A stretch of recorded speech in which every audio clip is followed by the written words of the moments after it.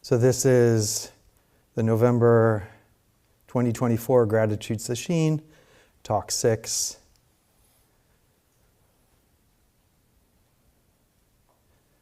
The title of this talk is Be Grateful to Everyone.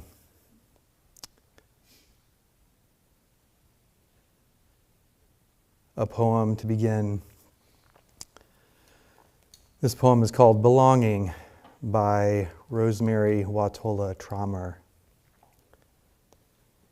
And if it's true we are alone together, the way blades of grass are alone, but exist as a field. Sometimes I feel it, the green fuse that ignites us, the wild thrum that unites us, an inner hum that reminds us of our shared humanity. Just as 35 trillion red blood cells join in one body to become one blood, just as 136,000 notes make up one symphony, alone as we are, our small voices weave into the one big conversation. Our actions are essential to the one infinite story of what it is to be alive. When we feel alone, we belong to the grand communion of those who sometimes feel alone. We are the dust that hopes, the rising of dust, a thrill of dust, the dust that dances in the light with all other dust, the dust that makes the world.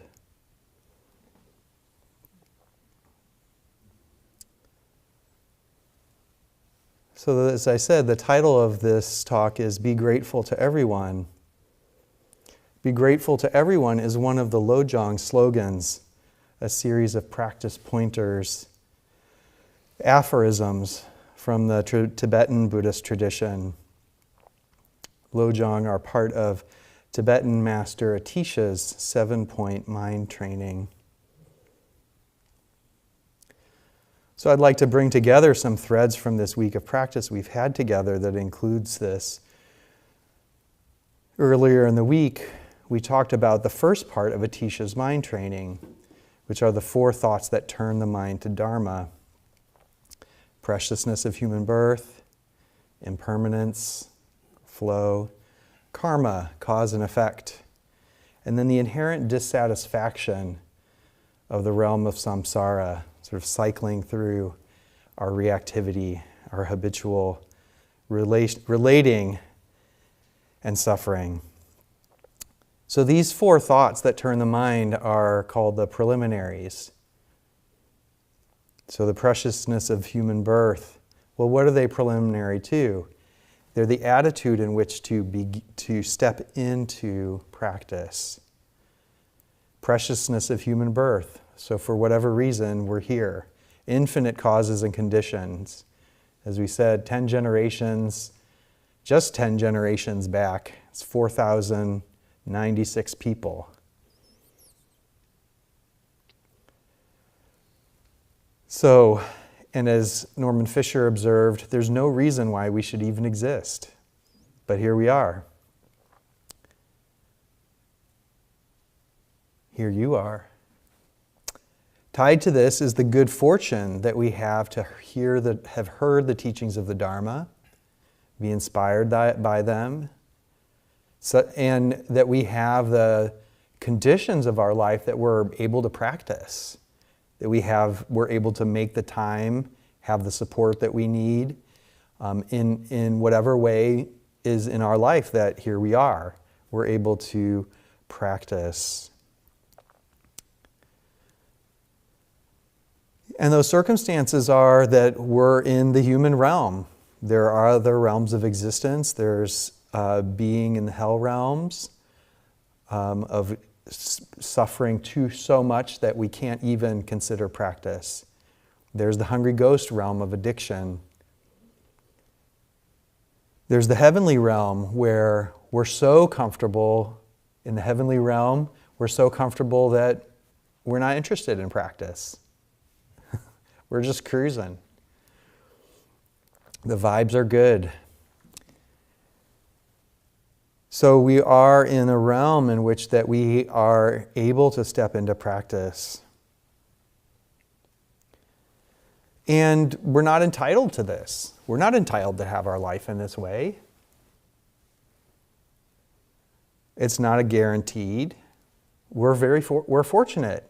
Causes and conditions, infinite causes and conditions have come together. And the other teaching is karma, because of our actions, steps that we've taken. Because of that, we show up here. So it's infinite causes and conditions, which include us in that.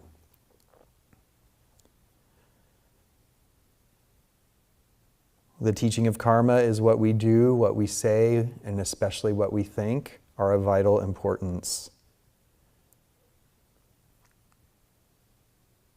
Impermanence, things will change. Things will change. Our health may change. Our health is good enough to practice here now, so wonderful. Remembering impermanence helps us turn towards Dharma practice. And it's turning towards the way things are. A young body will become older.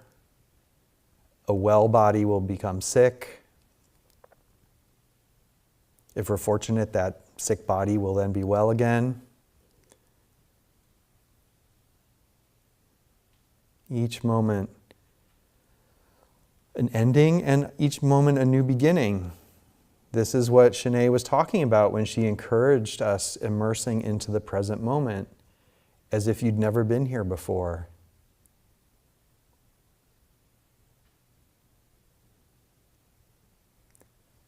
So if you do that, it's like fingers. They're so weird. They're just weird. They get cold, they wiggle.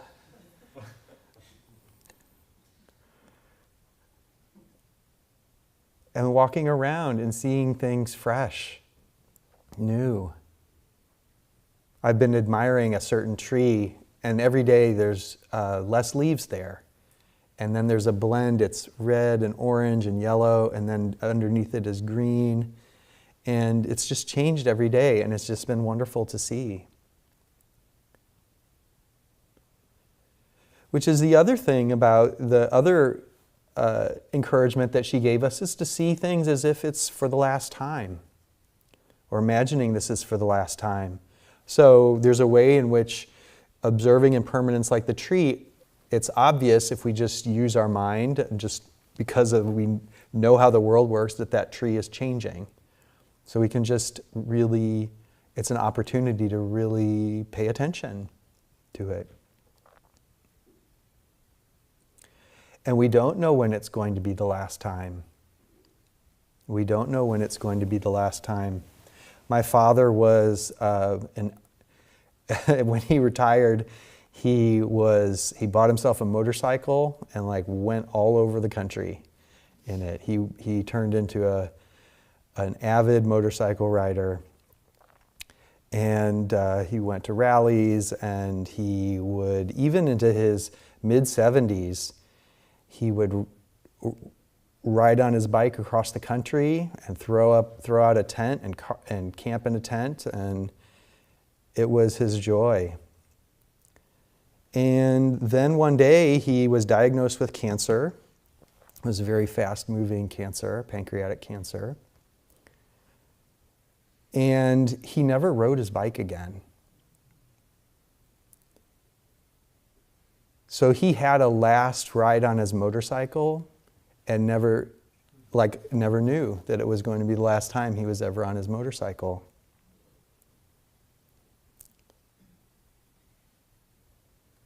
So this is just an invitation to pay attention, because we know that this happens. If someone in our life has died, we know that there was a last time. Now, of course, this isn't a matter of criticizing ourselves, but it's an invitation to savor and not assume like, oh, it's just going to be this way. We can savor the sweetness of our parting if we know that we don't know when we'll see each other again.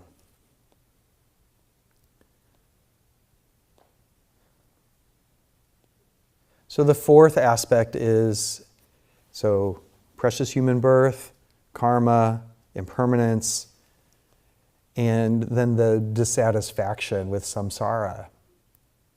Basically, we get sick of suffering. That's basically it. We get sick of suffering. And that's not a given. That's not a given. We can do things over and over again that cause our own suffering. So there are these habits, clinging and aversion, as we've talked about, wanting things not to change, trying to bargain with impermanence, seeking happiness in food, sex, intoxicants, materialism, fame, recognition. So these four thoughts that turn the mind, the preliminaries, are help us turn towards practice. And everyone here who you wouldn't sit through a sesshin if you hadn't turned your mind to practice. Everyone here has already on their way. And it's good to remind ourselves because the mind, it's so easy to forget. It's so easy for take for granted things. So we need reminders. So the next aspect after the preliminaries is bodhicitta. It's the fuel for awakening. A fuel that is inexhaustible. In fact, the more that we wake up, the more we awaken, the more fuel there is. The brighter the fire. So bodhicitta is a Sanskrit term which really refers to the state of mind of a bodhisattva, a being who pursues enlightenment to help others. If you want to know what a bodhisattva looks like, you could turn your head and look around in this room.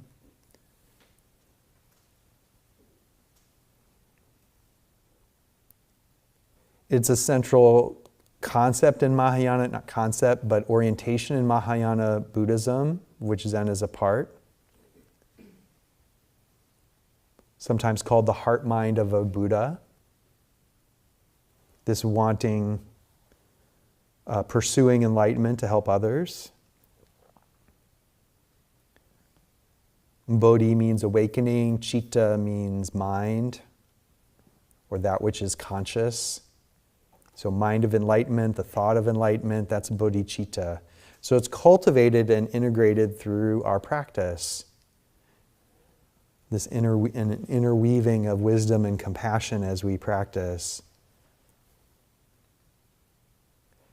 So in terms of purpose, early on talking about vow, setting your, as we've been talking about during the sesshin, recalling our intention. Recalling our intention for practice, bringing that to mind. That's this, bodhicitta, reminding ourselves of the mind of awakening.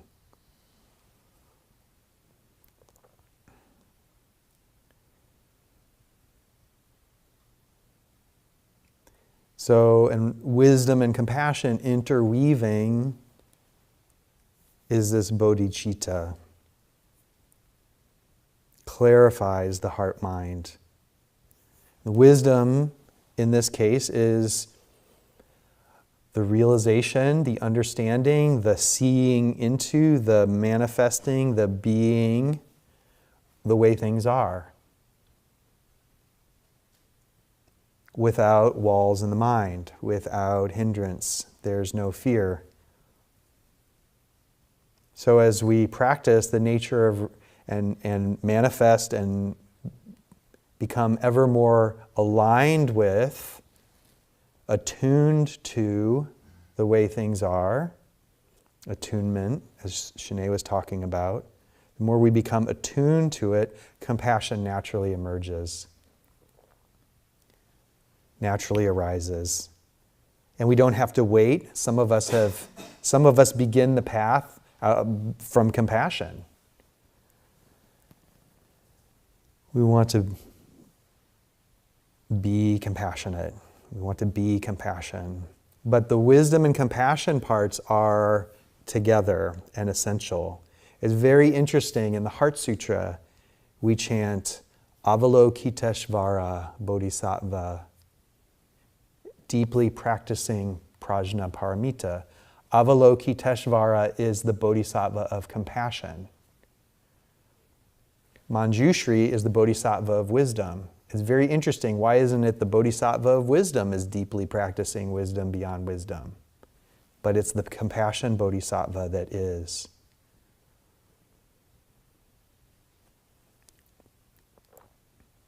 Avalokiteshvara Bodhisattva of compassion is practicing wisdom beyond wisdom and thus frees all from anguish, is how Kaz Tanahashi translates the Heart Sutra, frees all from anguish.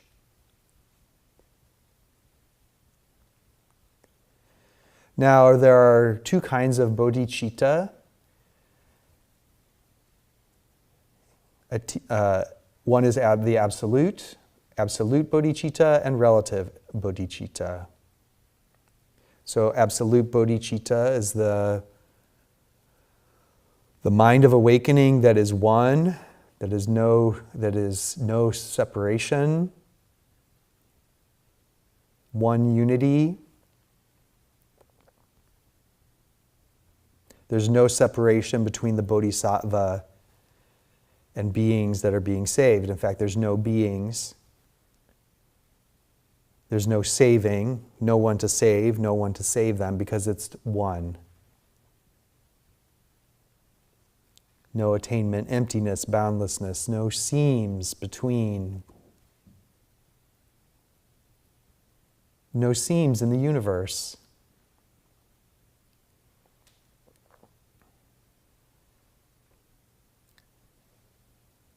And then there's relative bodhicitta. Relative bodhicitta is, how can I help? How can I help?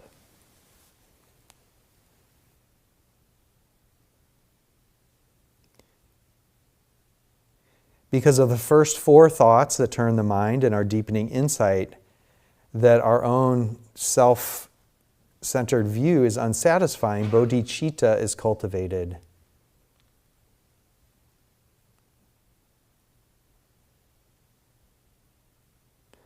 So then the next part of the training is the Lojong Slogans, which are a series of practice pointers or aphorisms, meditations. So I'll give a couple of these.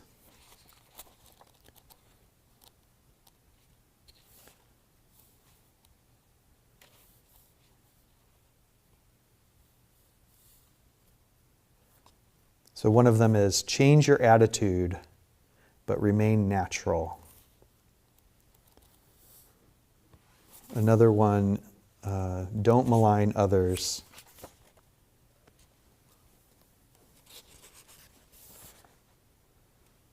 Work with the greatest defilements first.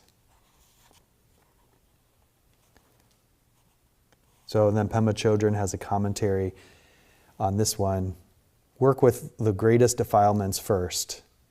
Gain insight into your greatest obstacles, pride, aggression, self-denigration, and so forth, and work with those first. Do this with clarity and compassion.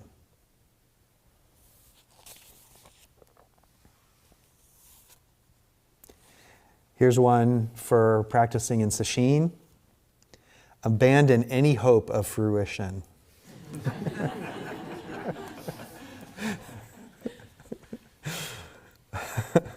Don't draw any conclusions about Sesshin. Abandon any hope of fruition. And she says, her commentary on this one is, the key instruction is to stay in the present. Don't get caught up in hopes of what you'll achieve and how good your situation will be someday in the future. It's what you do right now that matters. So this is a practice instruction of noticing how we're trying to, we're off in the future about how it's going to be. How it's going to be.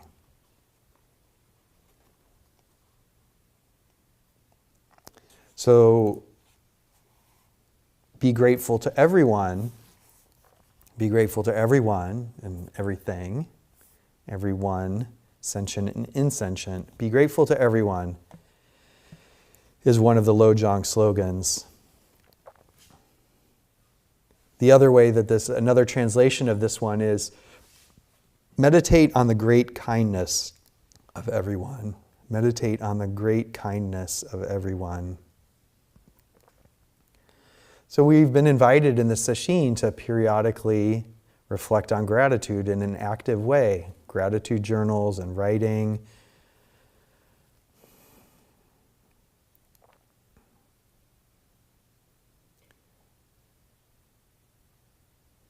Reflecting on occasionally bringing up what is being given to me. Asking, just simply looking around, asking that question. And we can do that another way to do that is to simply just say, this is what is being given to me now. This. What is this?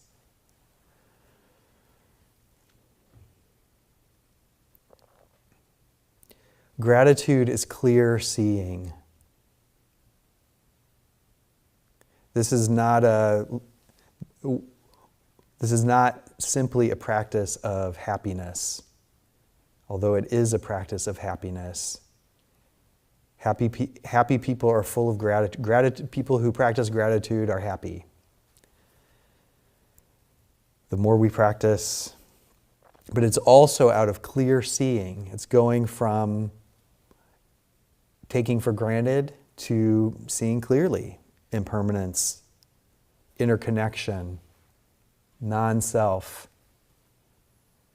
It's seeing non-self. It's seeing how I'm made up of food, and the food is made up of the sun and the rain and the earth and the labor of farm workers and truck drivers.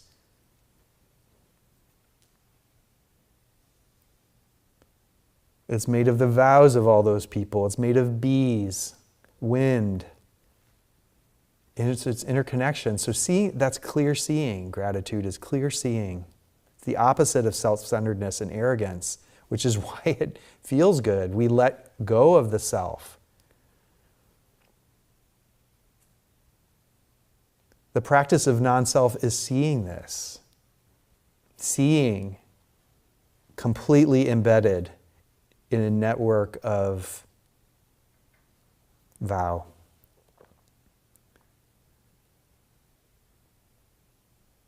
Gratitude drops expectations because we shift out of just I just expect food.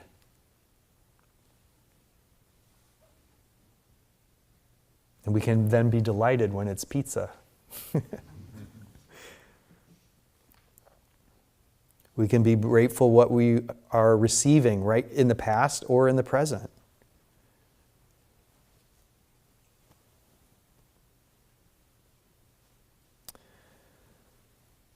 So we don't assume that things are going to be the way that they are. Seeing the food come towards us, come right in front of us. I'm wondering did anyone look at your bowls with appreciation?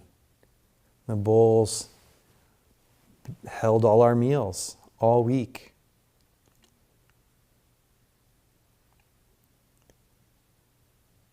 Air, light, rain, water.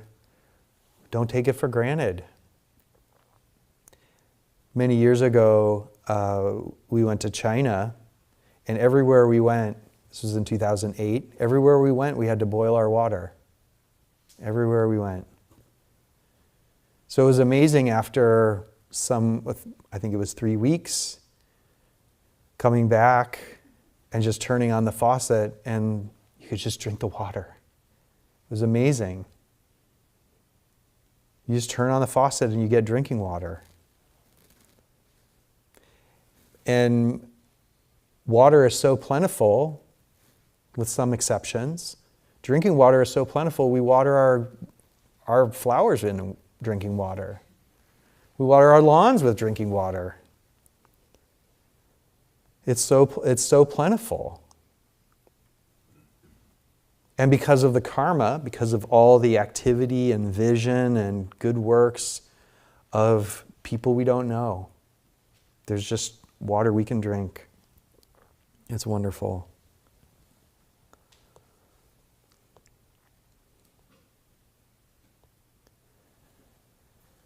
Electricity, animals, plants. Tori Zenji in our chant in the evening says, "Disciples, when I humbly observe the true nature of things, clear seeing, all are the marvelous manifestation of the Buddha's truth, atom by atom, instant by instant, everything is none other than his mysterious radiance, the Buddha. Because of this, our virtuous ancestors extended loving care and reverence towards even such beings as birds and beasts. How then can we be but humbly grateful for the food, drink, and clothing that nourishes and protects us throughout the day? In essence, the warm skin and flesh of the great masters, incarnate compassion of the Buddha. Be grateful to everyone.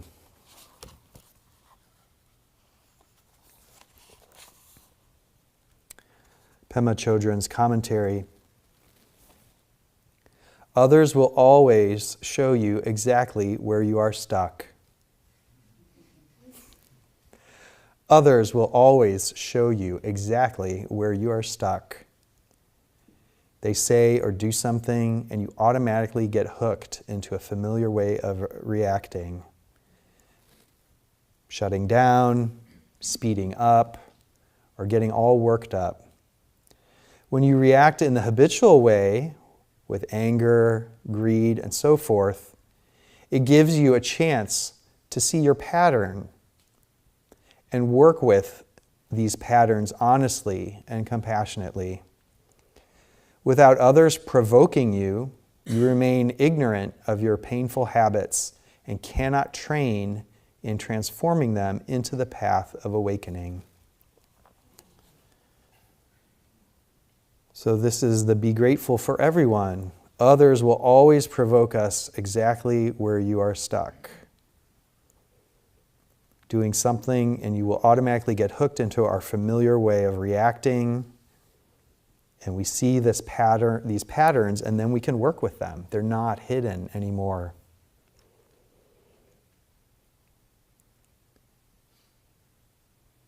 So this gratitude is a courageous practice. It's a practice of integrity and honesty, self-honesty, and transformation.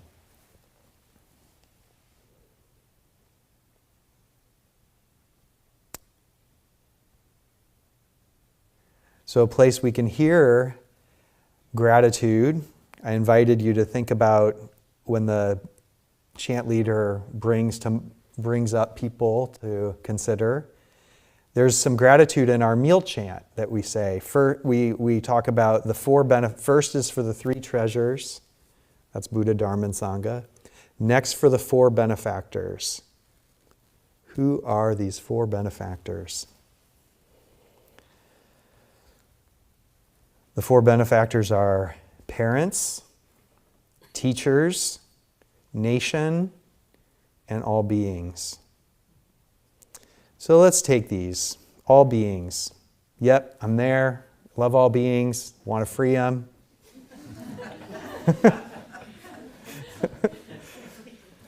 Let's do it. Let's free all beings. Love them, love the dandelions, love the trees and the grasses. How about the nation? Ooh. I don't know. We've got a lot of problems. A lot of polarization, dissension, lots of problems, a lot of problematic people. So, and of course, the mind inclines towards problems. So how do we practice gratitude with the nation? So it's not a matter of denying. This is not about convincing ourselves that our view in one aspect is incorrect. It's widening the view. It's saying this and this and this and this and this and this. So for example, you can say gratitude for the nation. There were roads that we all drove here on, right? And thanks to the actions of tens of thousands of people that we don't know, there were roads. And there are people who take care of them. There's electricity. When Dojun got ordained, somebody ran into a light pole and we lost all the power. So we did it in the dark, or it was like this. Let's call it in the gloom. Some lights and candles. But it wasn't very long before there were a bunch of people climbing up a pole fixing it. And then we had power. Right? So this is included in the nation. It's not just the government, although the government did the roads. Education, we got educated in various ways, all of us. Speech and religious freedom. We couldn't hold a sesshin. There's some nations we couldn't hold the sesshin at all. In fact, it would be impossible. It would be illegal. It would be lethal. So that's just a matter of, that's gratitude to the nation. It's just realizing that, this is, and appreciating it. Saying that's really good. So that's not a denial, but it's like this and this and this. So how about the first of the four benefactors, parents, our parents? This can be a sticky one for some of us, some of it complicated, complex. Of course, beautiful and complex. So what does the Buddha have to say about this? The Buddha talked about gratitude towards parents. So let's see what Shakyamuni Buddha had to say. He says, "I tell you, monks, there are two people who are not easy to repay. Which two? Your mother and father. Even if you were to carry your mother on one shoulder and your father on the other shoulder for 100 years and were to look after them by anointing, massaging, bathing, rubbing their limbs, and they were to defecate and urinate right there on your shoulders, you would not in that way repay your parents. Even if you were to carry them on your shoulders, mother, father, for 100 years, rubbing their limbs, massaging and bathing them while they defecate and urinate on you, that still wouldn't repay the debt you owe your parents. If you were to establish, he goes on, if that weren't enough, if you were to establish your mother and father in absolute sovereignty over this great earth, abounding in the 7 treasures, you would not in that way pay or repay your parents. Why is that? Mother and father do much for their children. They care for them, they nourish them, they introduce them to this world.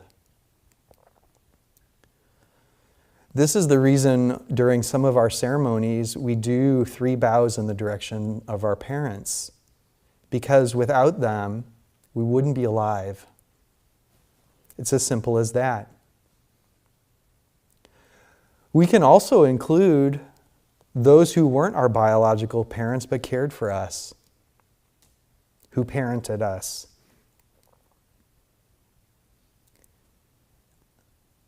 If you've ever seen a baby lately, a baby is helpless, totally helpless. That was us, helpless. Someone changed our diaper. Someone gave us medicine when we were sick. Someone, as the Buddha said, introduced us to this world. So how do we show our gratitude, pay that debt? The Buddha goes on to say, anyone who rouses his unbelieving mother and father, settles and establishes them in conviction, settles and establishes them in virtue, establishes them in generosity, establishes them in discernment. To this extent, one pays and repays one's mother and father. So in his commentary on this, Thanissaro Bhikkhu, a Theravadan monk and translator, says, quote, the only way to repay your parents is to strengthen them in these qualities of conviction, virtue, generosity, and discernment. So it's basically the Buddha's path. He says, to do so, of course, you have to develop these qualities in yourself, as well as learning how to employ great tact in being an example to your parents. But I would say becoming a bodhisattva is how we repay our parents. And becoming a bodhisattva on the path, awakening. It's how we repay our parents. And by doing this and by doing our work, transforming karma,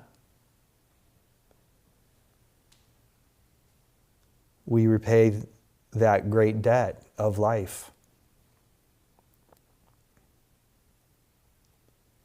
This is the important context here, and that is the Bodhisattva vow we take up in the context of Bodhichitta, the Bodhisattva vow, this awakening, this Buddha heart mind. As Pema Chodron says, we get to see where we're hooked, and we can be grateful for that. Be grateful for everyone is turning everything into wisdom and compassion. And we get to be in charge of shifting our perspective.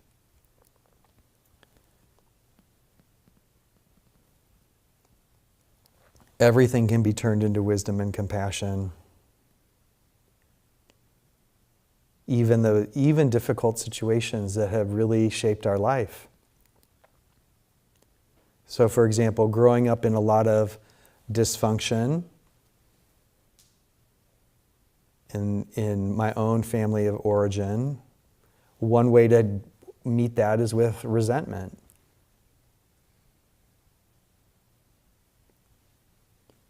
Or ways of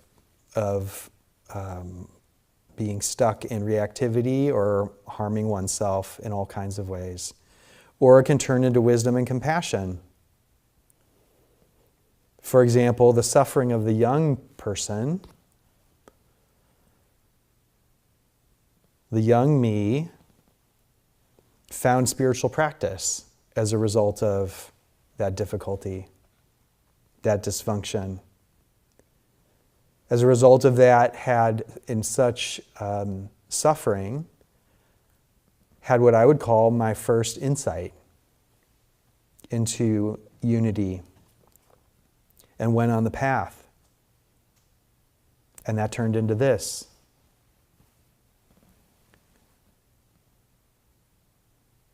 So it can all be transformed into wisdom and compassion. So it's this difficulty, yes, difficulty, dysfunctional, problems, and this, also this.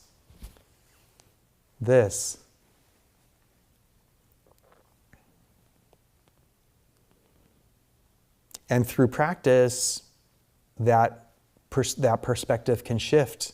And the more we practice, the more perspectives we can become open to us. It doesn't deny the situation, but we become empowered to turn it into practice. We are empowered to turn anything into practice.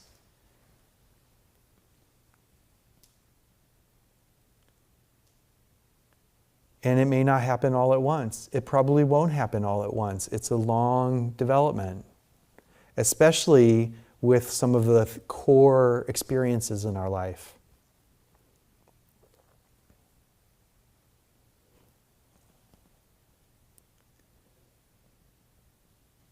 And things get revealed to us. When my mother died, I found some letters that she wrote that to my school when I was in college, saying that she was having trouble paying for my school.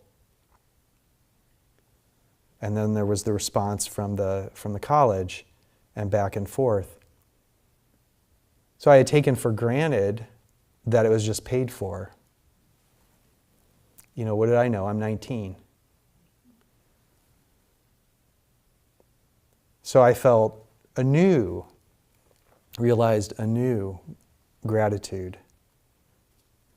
And felt a little ashamed that I had taken this for granted at that time and for so long. So it does continue to unfold and work on us.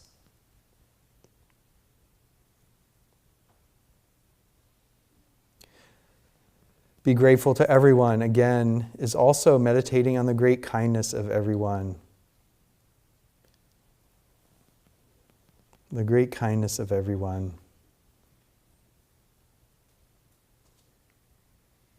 So we're empowered that everything we experience can be turned into great compassion. We have in the Tori Zenji says, so even with inanimate objects, how much more should we be kind and merciful towards human beings, even those who are foolish? Though some become our sworn enemies, reviling us, persecuting us, we should regard them as bodhisattva manifestations, who in their great compassion are employing skillful means to emancipate us from our self-centered view. And again, this is what Pema Chodron is talking about. We get to see where we're hooked, and we are empowered to shift the perspective and change it into practice. Tori Zenji is pointing out the power to transform them into great compassion. I know that there are people, others too, in this room who have suffered in this way, who have suffered oppression or who have suffered dysfunction or abuse. And through the power of practice, through their own loving kindness practice, their own healing journey, are transforming that into offering compassion for others, healing others. And sometimes it doesn't come from the outside. Sometimes we're our own enemy. The reviling and persecuting us is our own mind, the inner critic. Sometimes we've done things that we regret. There's the violence of our own internal speech. That can be transformed into wisdom and compassion, turned into great compassion, and then that's offered to the world. Offered to the world, to our world, whoever we meet, our world, whoever comes towards us. And it takes courage. It takes courage to do this.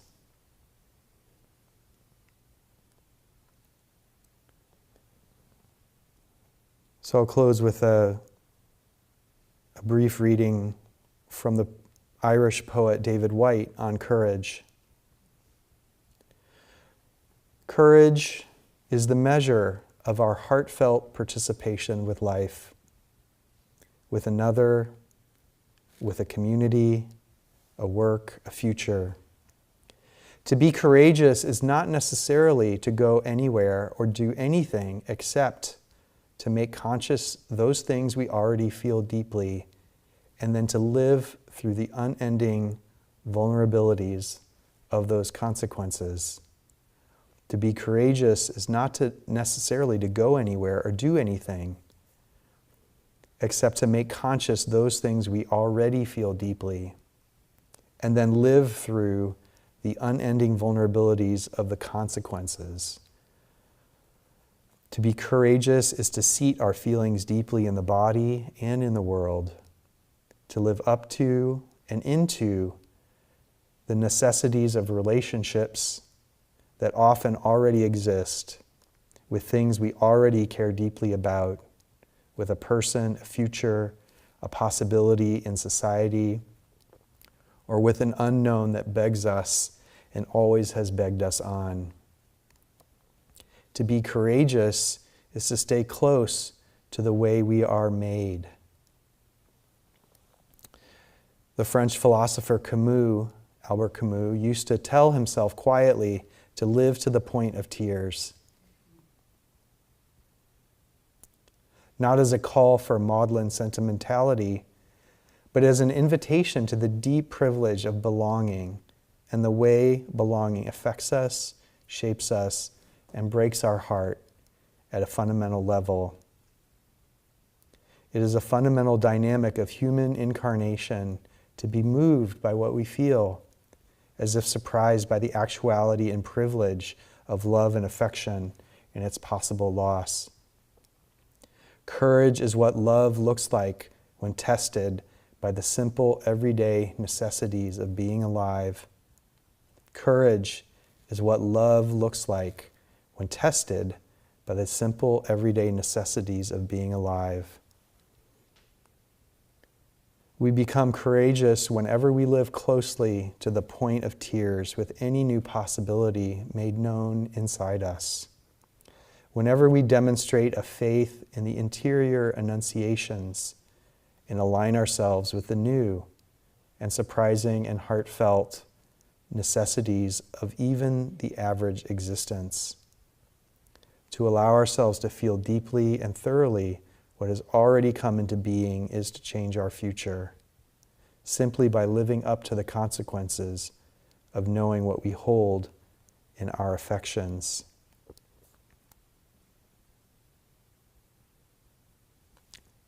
From the inside, it can feel like confusion.